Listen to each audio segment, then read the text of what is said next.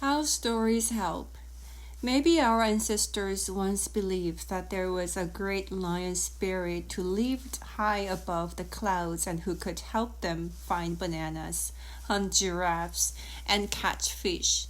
Well, in exactly the same way, grown-ups today believe that there is a great spirit called McDonald's that can open restaurants, pay workers, and make lots of money. Why did people invent such a weird story about a spirit called McDonald's? Because it's actually a very useful story. For most of history, only real people could open restaurants, pay workers, and make money. But that meant that if something went wrong, the person who owned the restaurant was in big trouble. For example, what would happen if you borrowed money to open a restaurant, but nobody came to your restaurant and you couldn't pay back the money? You would have to sell your house, your shoes, and even your socks in order to pay back the money you borrowed. You might end up sleeping naked on the street. Also, if somebody ate it in your restaurant and got very ill, you would be to blame and you could end up in prison. So people were afraid to open restaurants or to start all kinds of other businesses.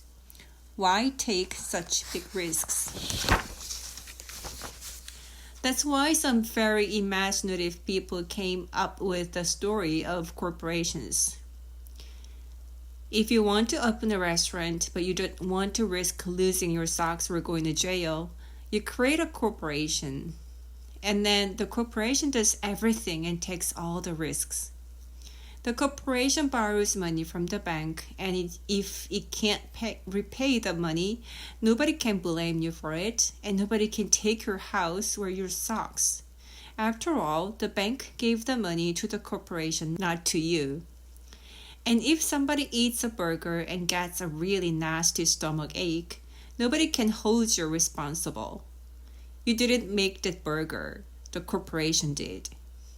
If you create a corporation, it can help you with plenty of things besides restaurants. See, Tina's dad asks, "Who left muddy footprints all over the floor?" Tina could reply, "It wasn't me, it was the Tina Corporation." That would make life so much easier, right? Well, that's exactly what grown-ups do. Whenever you blame them for something serious, like polluting the world, they just say, "It wasn't me, it was the corporation." If you're finding all this confusing, that's perfectly okay. The story of corporations like McDonald's is very complicated. Even most grown-ups get confused if you ask them to tell the story. Only people called lawyers can tell it right. Do you know how the McDonald's Corporation was created in the first place? It wasn't created when Richard and Morris McDonald laid the first brick of their first restaurant or fried their first burger. It wasn't created when the first customer walked in and paid them $1. No, it was created when a lawyer performed a bizarre ceremony and told everybody a story, the story of the McDonald's Corporation. To tell the story properly, the lawyer first had to put on special ceremonial robes, also known as a suit. If you're going to tell people an important story, you need to look impressive. Then the lawyer opened a lot of old books written in a language that nobody except lawyers understands. Legalese. Legalese is similar to and actually borrows a lot of words from Latin. Even the word legalese itself comes from Latin. The lawyer searched through these old books for the exact words needed to create McDonald's, then wrote them down on a beautiful piece of paper so they wouldn't be forgotten. Then the lawyer held up the piece of paper and read the story out loud to a lot of people. Of course, nobody could see the McDonald's Corporation or hear it or touch it or smell it.